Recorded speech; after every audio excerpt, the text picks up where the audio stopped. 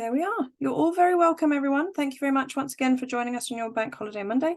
And this evening, we are going to be having a live webinar on going to Toronto on the International Experience Canada this year. So obviously, you all have already got your permission for the IEC. If you haven't got your permission for the IEC, then this may not be the webinar for you, but you're very welcome to stay on the call. And if there's useful information that you can glean for your application in future, then join us, no problem.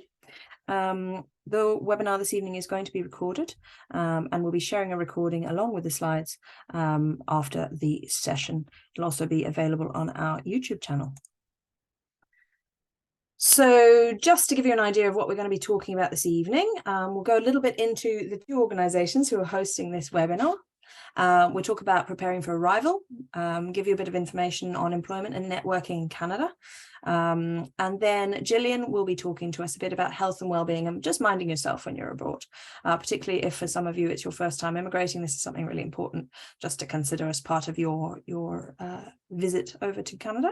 And then we'll be sharing our contact details and we'll have time for a Q&A at the end. If you would like or you think up questions as we're going through, please feel free to put them in the chat box there and we'll get through them at the end. And if you only think of them after the fact, you can get in touch with us by email and we'll do our best to respond. Just a few housekeeping things. If you wouldn't mind keeping your microphone on mute for the duration of the presentation. And if you prefer not to be on the recording, please switch off your camera. And once again, just put questions into the comment box. As I said, the slides will be circulated. So the two organisations hosting this webinar, we're both very delighted to have you join us, but it's Crosscare Irish Diaspora Support Project, and we're based in Dublin. Some of you may know us by our previous name, which was Crosscare Migrant Project. We work specifically with Irish people moving abroad, so yourselves, and also Irish people coming home from all over the world. Some of the things that we provide information on are moving abroad and working holidays, and then also things like on return, accessing statutory supports like social welfare, healthcare, and other supports.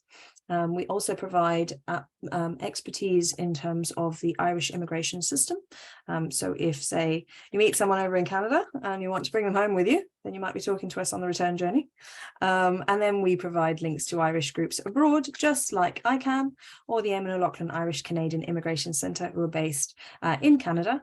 And we're very lucky this evening to have Kathy Murphy, who's the Executive Director, and Gillian Goulding, who's a National Social Care Advisor. ICANN have just celebrated their 10-year anniversary. I think they're going into their 11th year actually now. But what they do is provide key information on the immigration system in Canada. They also run employment guidance and resource sessions and provide support when you're navigating social services in Canada. So without further ado, I'm going to hand over to Kathy, who's going to talk you through getting ready for your arrival to Canada. Go ahead, Kathy. Good evening, everyone, and a belated Happy St. Bridget's Day. How wonderful that this is now a national holiday in Ireland. We'll have to work on the Irish government to see if we can get it over here.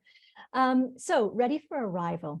If you are joining us on an IEC, you need to make sure that you've received your port of entry letter. And this is something that you're going to carry with you to the Canadian border. I'm assuming that most of you will be flying in. It's possible some of you might be coming over a land border, but you will have to provide this letter in order to activate your IEC. When you get your port of entry letter, the IEC will also provide you with a little information called Ready for Arrival. I'm going to go over what's basically in that letter. You must pay specific attention to what the IEC dictates and follow their rules to the dot, okay? Or you won't be able to come in. So first and foremost, you need to make sure that your passport has 2 years validity before you set out for Canada. When you get here on your IEC, the border officer will be issuing you a work permit for 2 years. He can only do so, or she, if your passport is valid for 2 years. Otherwise, you will only get a work permit that matches the expiry date of your passport. You can extend it later if you get a new passport, but there's a lot of red tape. It's a very bureaucratic system and we would not advise it. So if you've got your IEC permission, go now and get your passport renewed so that you have the full 2 years. If you do need to renew it, keep in mind that you will have to get a new ETA, and you can reach out to me if you have any questions. Your ETA is your electronic travel authorization. This will be issued to you with your IEC permission, and it is tied to your passport. It is, in a sense, a visa to enter Canada. It's separate from your port of entry letter, which provides you with a work permit in Canada. You need both to be here and to be working. Insurance. So this is one we get a lot of questions about. The IEC clearly stipulates that you have to have 2 years of travel insurance. You will see on their website that this must cover, at the bare minimum, medical care, hospitalization, and repatriation. You must have this 2 years insurance when you arrive at the Canadian border to activate your IEC work permit. If you don't have proof of 2 years insurance, you will either be turned away, or if you just have 1 year, you may potentially just be given 1 year on your visa and your work permit. This cannot be extended at a later date. You will only get something that matches your insurance. So please go ahead and book your insurance for the full 2 years. And Jillian will be talking about this a bit more later. Don't cancel your travel insurance once you get to Canada. You have to have it by law. It is an agreement you've entered into with the IEC, which is a branch of the Canadian government, Citizenship and Immigration Canada. If you cancel this insurance, you are in breach of the stipulations of your work permit, and it could impact your ability to access your free healthcare here in Canada. So please do keep it. And if you think that the border officers won't check, they might not check the first time you come in. You could go on a holiday and come back in. They can ask you for that insurance at any time during the duration of your IEC work permit. So again, keep it. Proof of funds. This is one we get asked about a lot. The IEC says that you have to come with proof of funds in the amount of 2,500 Canadian dollars. And they ask you to provide this in the form of a bank statement that is no more than 7 days old. You do need to have this. We would advise you to come with far more. I know it's tough to save in these really crunched times, but $2,500 will be gone very quickly. By the time you pay your temporary accommodation, whether you're staying at an Airbnb or a hostel or a hotel, by the time you pay first and last month's rent, which is common here in Toronto and sometimes far more, and by the time you get some furniture for your new apartment, you're going to find that your funds have been depleted. So, as a best practice, you want to come with far more. How much? It depends on your lifestyle, but we don't think that 2,500 is nearly enough. You are at risk if you don't come with more money, okay? One thing I would ask you to do is spread this on every social media platform you're on, and to all your friends, please check your work permit before you leave the airport. We are seeing so many errors. They're clerical errors that are made either by the border officers or internally by Citizenship and Immigration. Errors do happen. These people are human.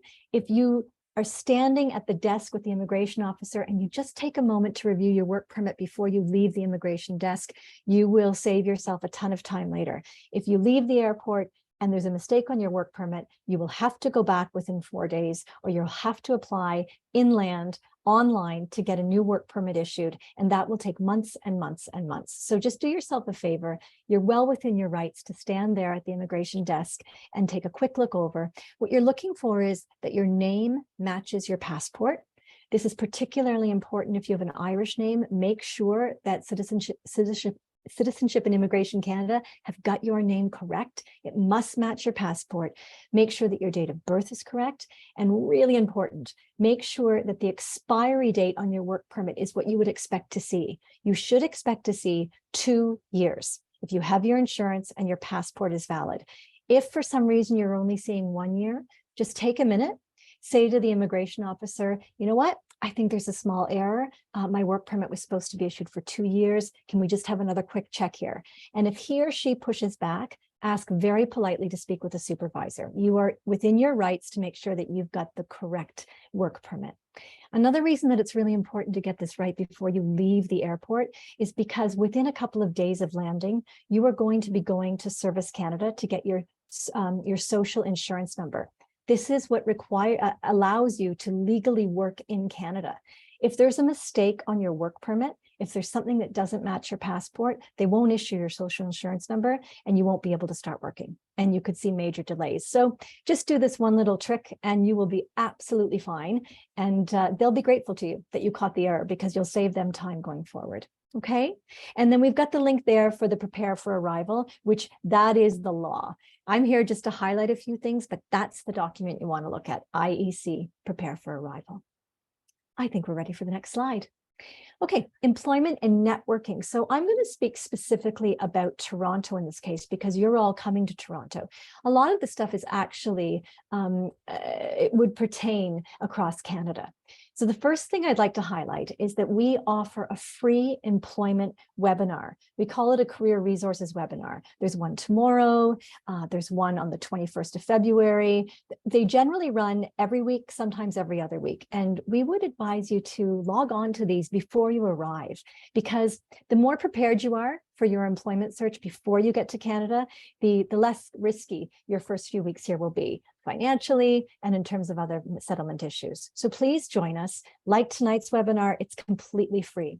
And what you will learn about on that webinar is how to network in Canada and how to Canadianize your resume. So I'll just speak a little bit about the networking now. Networking in Canada is key to getting your first job here.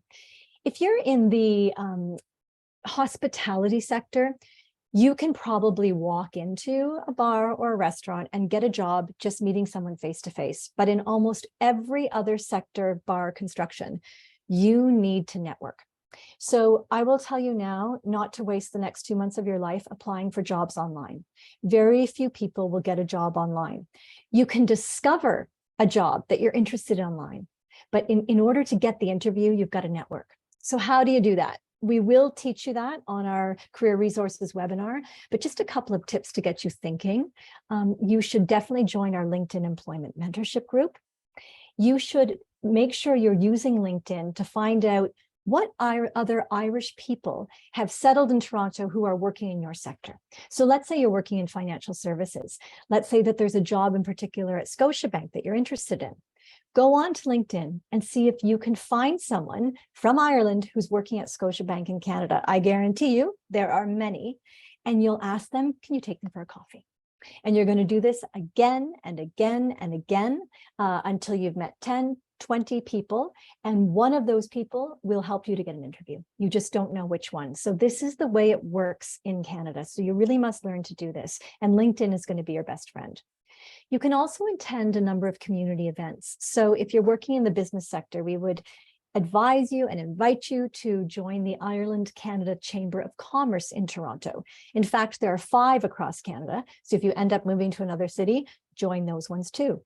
In Toronto, you can join for $25 as a new arrival. So your first year will only be $25. That allows you to go to networking events, to meet other Irish in various sectors across Toronto who will all want to help you get a job. Everybody here in our community wants to help people coming behind them. So think about doing that. You can also look at a tool called meetup.com.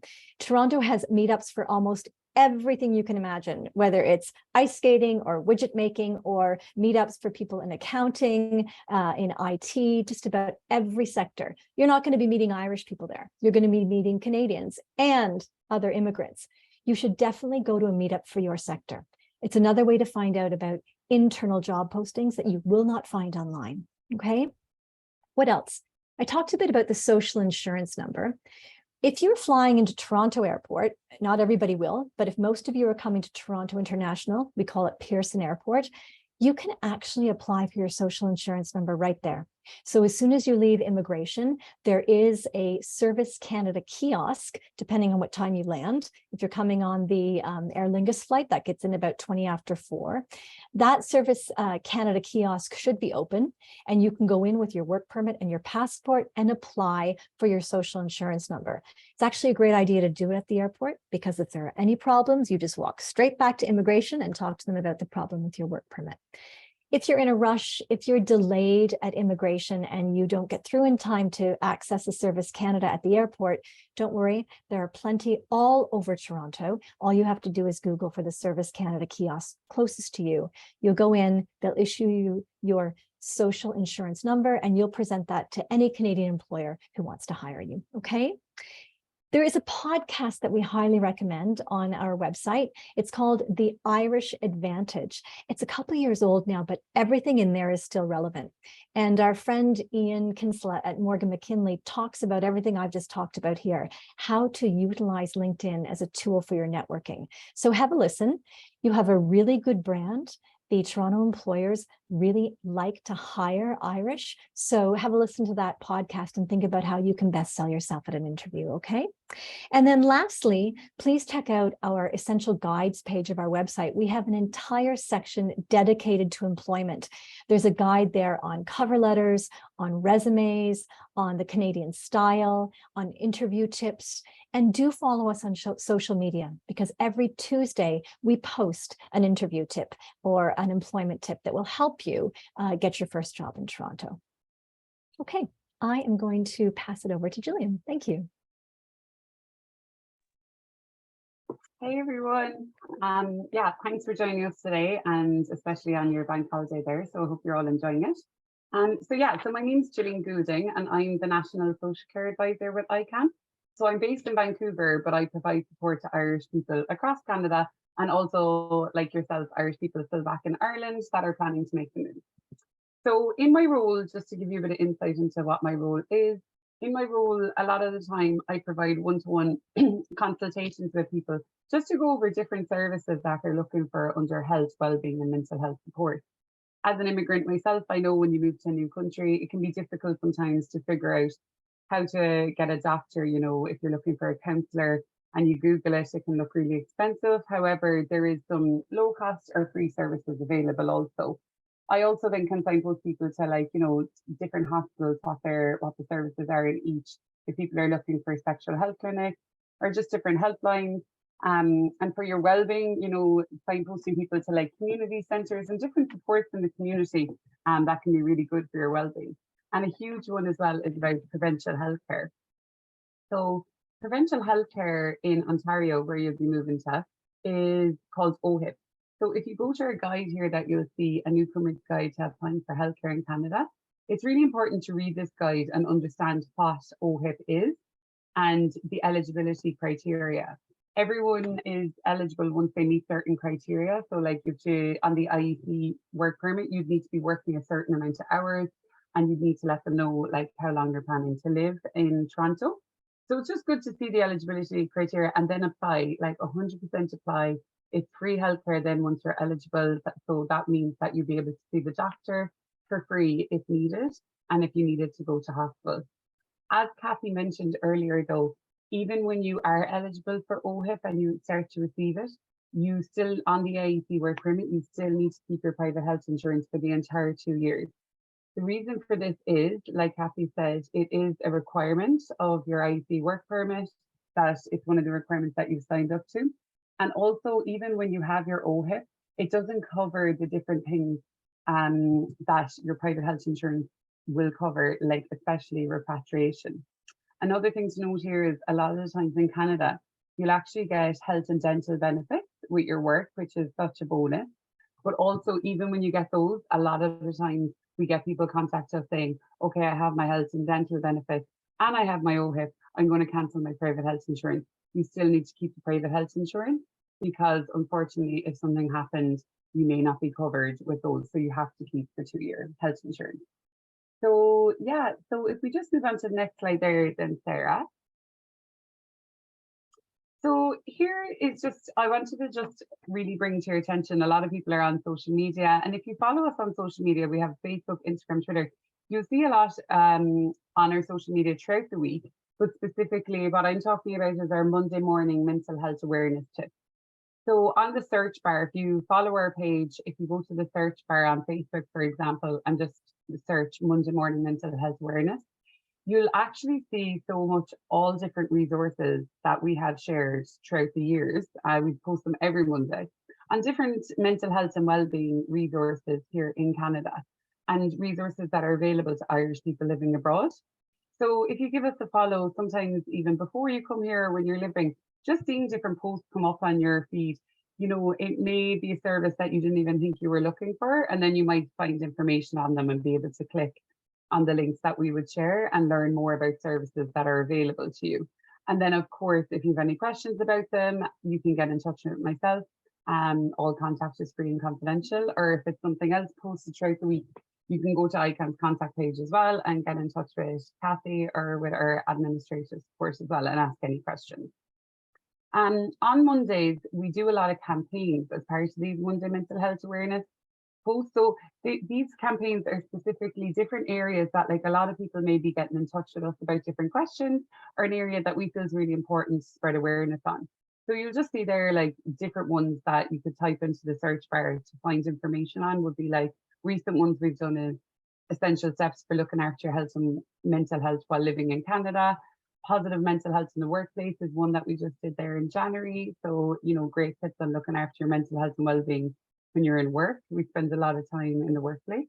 A really important one, lads, that happens to us all, you know, sharing different mental health resources available to men. And opioid awareness is one that I would really encourage you to do a search on and go back and see the different posts on this. Moving to Canada, it's really important for anyone moving to understand that there is an opioid crisis happening in Canada, and it is affecting a lot of people. So it's good to just, the different links that we've posted here below where I've said that, I would really encourage you to just click on these links to make you just aware of what these different terms are. It can be good to understand what these terms are because you will hear people mention them when you move to Canada. So the first one there as part of the opioid awareness is fentanyl. If you click on the link, it's just good to learn what fentanyl is. Fentanyl is a really potent opioid pain reliever, but it can be mixed in a lot of the time with different drugs that people may choose to use, like cocaine, MDMA. And it's just very different when people move over here that they're not aware that these substances could actually be in drugs that they're choosing to use. Canada is definitely, like, you know, not pro drug use, but it's very pro safe drug use if people are choosing to use drugs. So naloxone, if you click on that link, naloxone kits, you can actually get them in different pharmacies for free. Naloxone kits can actually really help if someone is after taking a substance that has fentanyl in it and there's a naloxone kit. It can be really beneficial to have one of these and to know how to administer one. Because once you ring the emergency services and if you're after administering naloxone, it can just help, you know, save time while the emergency services are coming. So you can get these, like I said, you can get these naloxone kits in different pharmacies, like Shoppers Drug Mart in Toronto. So it's just good to understand more about these to help people in case, you know, there was a fentanyl overdose. Then another one there as well is Toronto's drug checking service. So if people are choosing to take a drug of choice, it's good to know that there's actually free and confidential services where if you were choosing to take something, that you could actually go in with a few grains of whatever substance you're planning to take. And it's all anonymous. They don't ask for your, you know, name or ID. And they'll check the drug of choice that you were planning to use and just check if there was fentanyl in it, because it is so deadly. They really want people to be aware if it is in the substance they're planning to use. So it's just good to click on those few links. The two underneath it then as well is cannabis laws and addiction to cannabis. As you'll learn when you're coming to Toronto, you know, cannabis is legal, but it's just good to know like the cannabis laws still, because while it is legal, it is good to know, you know, like some places it mightn't be legal to like smoke cannabis, you know, depending. So it's just good to know what's legal and what's not legal. And then of course, like any substance, cannabis can be highly addictive. So it's good to just know that there is free support available to you. If you were anyone that you were friends with over in Toronto became addicted to cannabis, there's a lot of free supports available. So it's good to have those links at hand. Then if you just see as well, important helplines, it's okay to ask for help. If you click on the link there, ICANN's mental health resources, you know, it's a lot of information we're sharing with you today, but like, it's just good to have at hand on this page, mental health resources. It'll just give you an idea of all the different resources that are available to Irish people living abroad, but also to Irish people living in Canada and specifically Toronto. A lot of services are specific to Toronto too. So there is loads of services, there's loads of helplines. So if you go to our resources page, you'll see some of the most common used ones that we would signpost people to. And again, you can always reach out to me for information on them. Like Kathy mentioned also is our podcast. So if you click on the link there to our podcast, we have a Spotify, and there's so many useful podcasts there, you know, not just mental health, but there is mental health specific ones. There's ones like if you're a newcomer in Canada, different ways like to battle like, you know, loneliness if you're feeling lonely when you first move, or different ways to like get involved in your local community when you first move. There's a lot of health care ones as well about like, you know, the importance of, you know, getting regular checkups, the importance of accessing mental health support when needed. So I would definitely recommend, a lot of us love podcasts. I definitely recommend to go to the podcast page and save it on your Spotify, and then you can listen to a few different podcasts and you might learn about different resources here in Canada. And again, just to mention, all of ICANN services are free and confidential. So you can contact ICANN if you have any questions. And if you click that link, you'll get all of our contact details there. So we'll go to the next one, please, Sarah. So settling into Toronto. So we really want to, this is really important before you come. There's a lot of useful information to consider before you even leave. You know, sometimes people, you know, have their flights booked and they just say, oh, I'll deal with all that when I get there. It's really good to be prepared before you come. So we would really encourage you to go to Crosscare Migrant Project here leaving Ireland. Go to that page and just see loads of useful tips, you know, and loads of useful resources that you can access even before you leave. Like Kathy mentioned earlier about like the employment webinar, I really, from a mental health side as well, I would really recommend attending that, because getting prepared for what it's going to be like applying for jobs here is going to be really good for your overall general and mental health and well-being, because you'll feel so prepared. I can also host regularly a free in-person event for Irish newcomers in Toronto.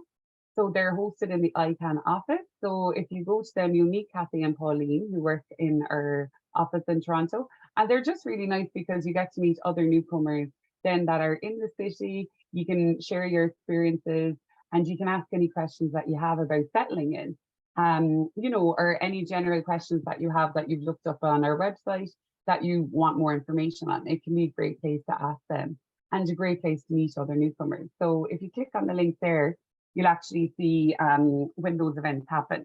They'll happen very regularly. So if you go to the Eventbrite, you'll see when the next one is happening whenever you arrive. And then our essential guides and resources, Kathy would have touched on it briefly earlier as well, but if you go to ICANN's website, number one, there's a search bar. So you can definitely search anything you're looking for and it'll point you in the right direction.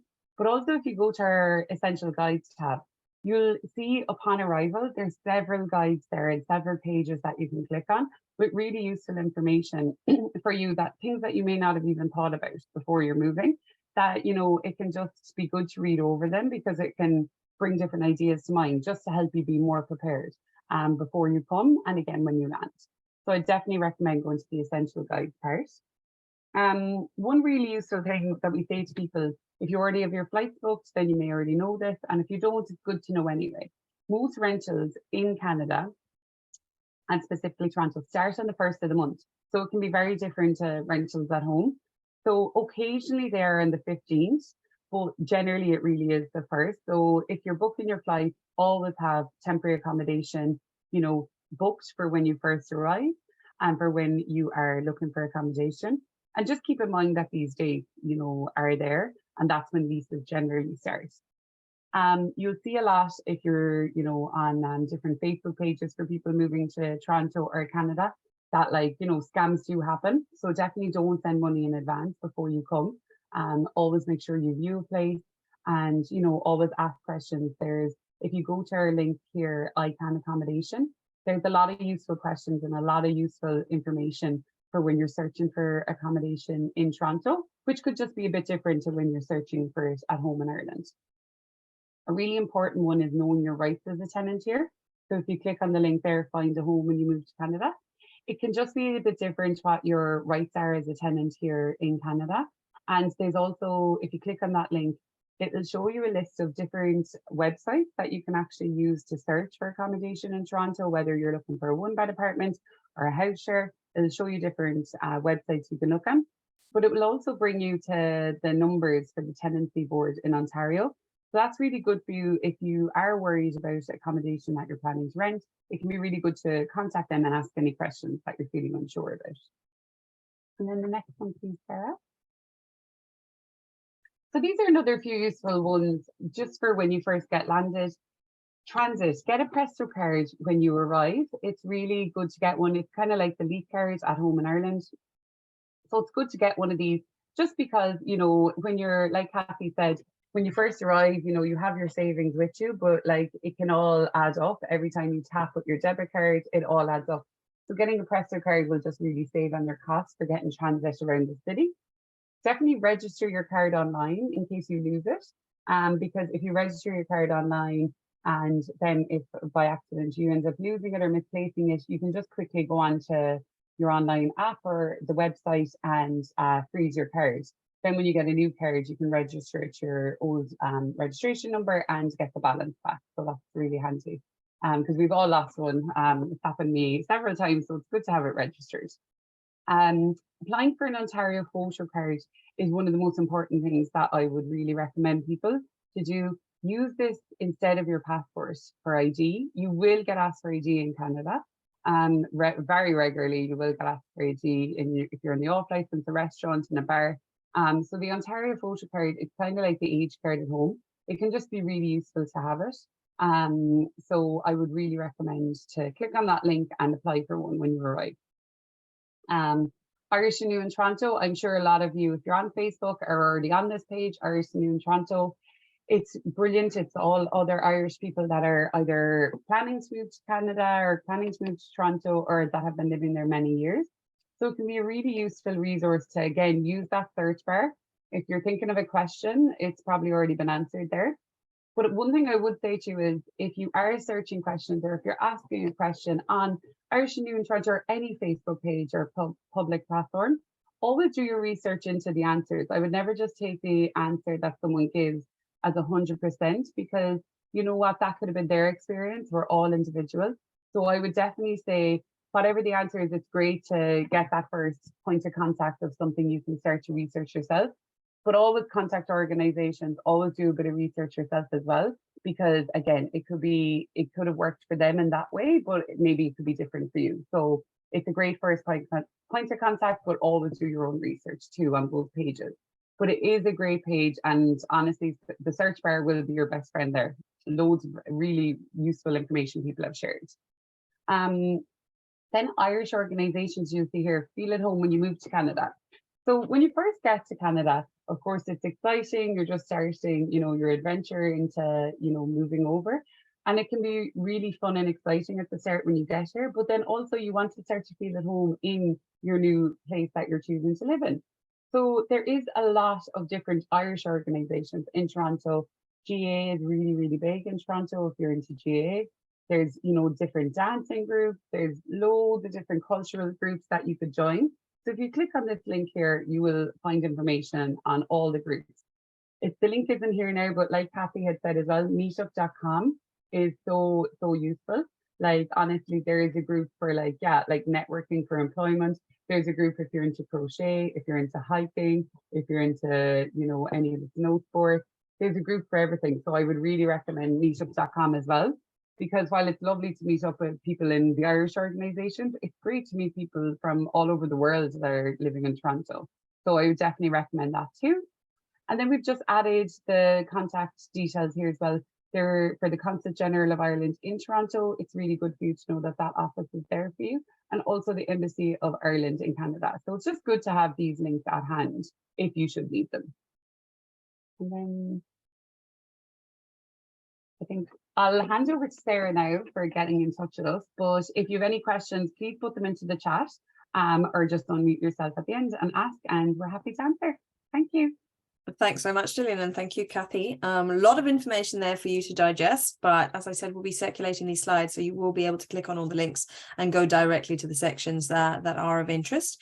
If, however, you don't think of questions this evening, but it comes to you tomorrow or in a week or 2 weeks' time, you can still drop us an email. So for myself and Lucia at Crosscare Irish Diaspora Support Project in Dublin, you can check out our website. We're in the process of upgrading our website, so hopefully in the middle of the year, we'll have a shiny new website website.